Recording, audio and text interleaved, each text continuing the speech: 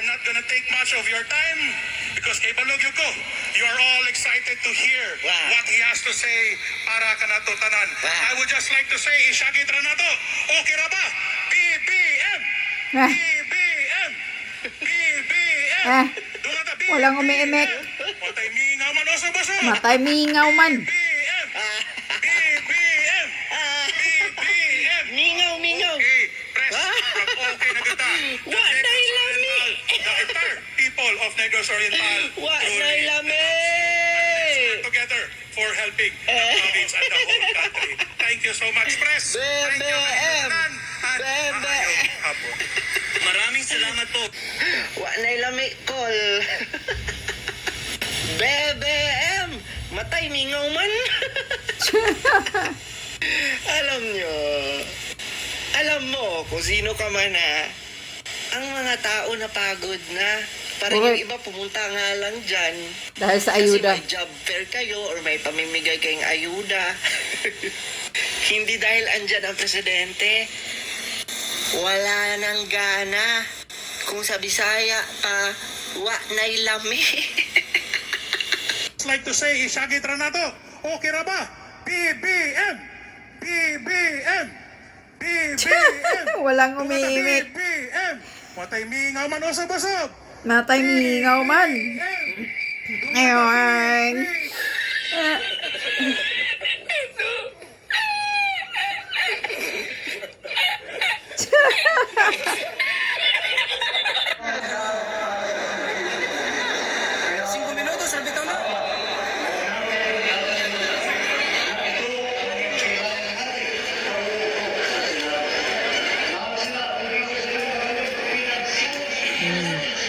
Pero walang umiimik. Mga taong nagpunta dyan, naghihintay lang ng ayuda. Pira ang hinihintay. Ah? Salita si Bangag, umalis na ang mga tao. Ayan.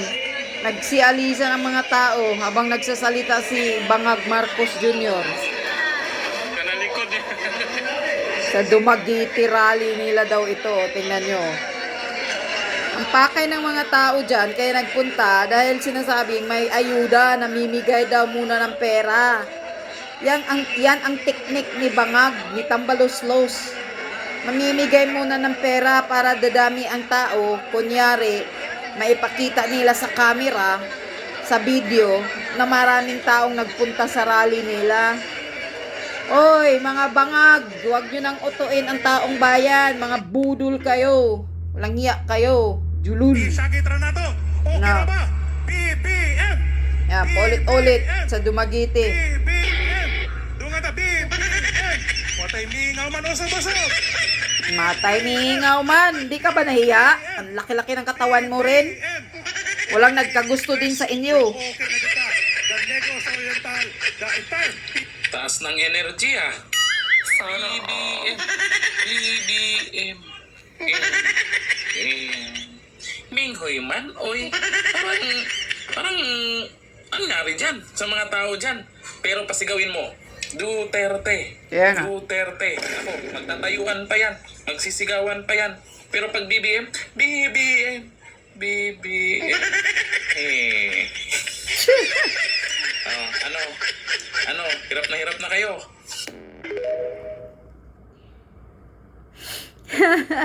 Sa TV, walang kumakaway. Dito sa TikTok, ang dami. Mga BBM kasi. Alam mo kapatid, hindi lang sa TikTok maraming kumakaway kay BBM. Pati sa Facebook, sa YouTube, sa Instagram. Pati hangin, kumakaway. Kasi mga kapatid, 101% ang Pilipinas maka-BBM. Especially sa bayan ng Davao, Mindanao, lahat yan maka-BBM. Kasi po, nagawa ni BBM na hindi kaya ni Duterte. Si Duterte, 6 na taon na tulog ang taong bayan. Samantalang kay BBM, 3 taon, sobrang gising na gising bawat eskinita. My goodness. Dumadami ang adik, kaya mga gising. BBM lang ang sakalam. Napansin ako bang kanang mga kandidato bitaw nga kasagaran nga mga kandidato nga naa sa admin, mingdagan under admin, labi na sa mga senatorial candidates. Halos sila ba mga manggamitay, no? Tapos si Pacquiao, sa una, tumindagan siya o pagka-presidente. Iyan tama yung gayo si Bongbong Marcos. Kaya nga, Halos makipag-away pababayarin siya. daw niya ng Halos inuna, tax usa tayong kapag inuna. manalo si Kasi Pacquiao, si presidente noon. Imelda, pag siya makadaw pagka-presidente, karon nakipag-uban siya. karon, dumila na kay Bangag. Yun yung pagkabisaya. Mukha ni Pacquiao talagang walang alam yan. Kulangan pa kasi mong kwarta, nalang-alang pa kasi mong kwarta dong. Sobra ka bubo. Hi guys! Gusto ko lang linawin at ilang araw ko nang nabasa to. Etong sinabi ni Mr. Barbers na Vice President Sara Duterte impeachment is people decision. Aha, sila lang. Mr. Huwag niyo Barbers, kaming ha? isali. People decision. Hindi kami kasaling mga solid Duterte Correct. sa desisyon na yan. Kayo ang may desisyon yan. Kayo ang mga pumirma at yung mga dumagdag.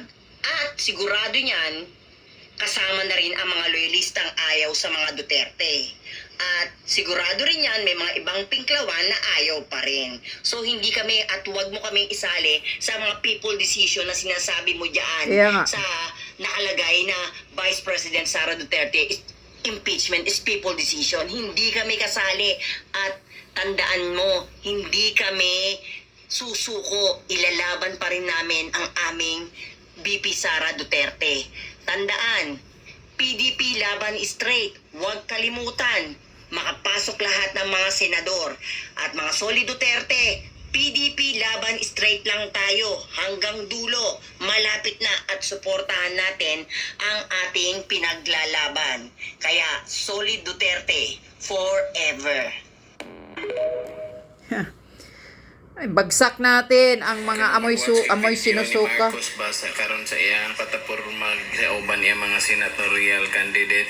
Wala kag kaludon kasi bako Jesus Christ na buko na siya. Sige nakaon ani niya, Ginoo ko Lord. Tanay yang ipangyaw-yaw. Wala mag sa iya pahid tanan, wala mag namahid og hugaw. Oh my God. PRRD. Grabe ang iyahang pag-atiman during sa pandemic. Diyos ko, kung ikaw na presidente, patay ming tanan, way mabili na mo, puro na may zombie. Correct. Adik na, patay na pagyod. Oh my God, Marcos, you're such a liar. Oh my God, Bongbong Marcos, you're a liar. Liar, liar, liar. Liar, liar. Sinungaling na matanda ang Marcos. Tama ka, Lods. Grabe. Dami adik ngayon. Kawawa talaga ang Pilipinas ngayon. Correct. Naglantara na ang mga adik sa kalsada. Nakakatakot na maglakad. Kalat na kahit sa isang lugar.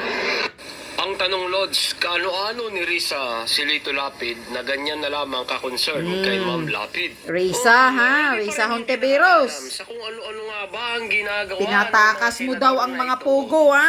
Kung nagtatrabaho ba talaga sila para sa mga Pilipino at para sa kagiginhawa ng ating bansa? Pero sa totoo lang, gumagawa lang talaga sila ng issue para siraan ang mga Duterte. Tingnan nyo ha, puring-puri yung mga tao sa kanila dahil sa pagkakahuli nila sa mga Chinese o Taiwanese na di umano'y sangkot sa illegal na gawain katulad ng Pogo. Dahil naghahalagang 20k lang ang binigay nila sa kanilang mga staff. Nabobulabog nga eh. Sa immigration. Grabe. At ngayon ay nagkakagulo na sila dahil nabunyag na yung kanilang mga tinatago. Oo. Na pinatakas nila yung mga Chinese national na sangkot sa Pogo. Natakas mo, Risa Hontiveros, ha? Tanungin kita. Saan ka mas pabor? Sa Oplan Tokhang o sa Oplan Ayuda? Pagmamalaki pa ng Pangulo, maganda ang record ng kanilang senatorial candidates, hindi gaya ng iba. Wala sa kanila ang may bahid ng dugo. Bahid kawatan dahil lang. sa tukhang. Katulad mo. Wala sa kanilang kasabwat sa pagbulsa ng sako-sakong pera pinagsamantalahan ang krisis Grabe, ng ah. pandemya, Hindi ka ba pinabayaan nahihiya, Bangag? ang ating mga kababayan na magkasakit at mamatay. Well, excuse me, Mr. President, Dahil kami, pabor kami sa Oplan Tokhang. Nagpapasalamat kami at nagkaroon ng Oplan Tokhang. Dahil sa Oplan Tokhang na yan, maraming nagbago. Yung kalsada, yung lansangan, Malinis. nabago. Yung mga tao, nabago. Kung dati-dati nag-aarian sa daan yung mga adik, nung Oplan Tukhang, yung mga inosenteng tao na yung nag-aarian sa kalsada. Kasi nakakalakad na ng maayos yung gusto mamasyal. Bumalik na Nagpapasalamat ngayon kami eh. sa Oplan Tukhang dahil maraming nagbago. Maraming mga pamilya ang nagbalik loob, naging masaya. Dahil yung mga anak nila nagbagong buhay. Ayaw matukhang eh. Marami tayong mga kaibigan ang tumaba at hindi nangangayayat yung mga katawan. Dahil nagbagong buhay eh. Ayaw matukhang eh. Maraming mga kabataan, mga tao ang nag-surrender sa batas. Ayaw matukhang eh. At marami tayong mga kaibigan ang nakakausap mo na ng matino. Hindi nang humingiwi yung bunganga. Yeah, katulad Kasi niya. nagbagong buhay eh. Ayaw matukhang eh. Kaya dahil sa tukhang na yan, marami tayong nalaman. Naging aware yung mga Pilipino kung sino-sino yung mga tao na nandyan sa droga. Yung mga politiko, mga pulis na nandyan sa droga. Nalaman ng buong Pilipino.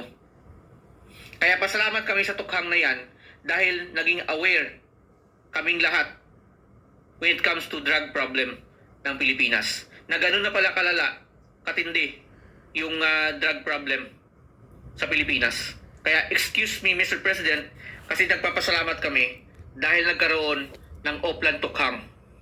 Dahil yung mga nagbago, ayun, buhay. Yung hindi nagbago, ayun, nauna na. At kami, mas pabor kami sa Oplan Tukhang kaysa sa Oplan Ayuda. Isipin mo kung hindi nagkaroon ng Oplan Tukhang, hindi natin malalaman na gano'n na pala kalala. At hindi Correct. natin malalaman na yung mayor ninyo, di ba? Yung mga congressman ninyo, Yeah, isang mga politiko sa inyo, sindikato sa mga droga. kapitan, abay, ganun pala ang ginagawa. Correct. Di ba? Ang linis-linis magsalita into public, tapos ganun pala ang gawain sa likuran. So kung hindi nagkaroon ng Oplan Tukhang, wala tayong kalam-alam sa kanila. Simple Correct. lang naman eh.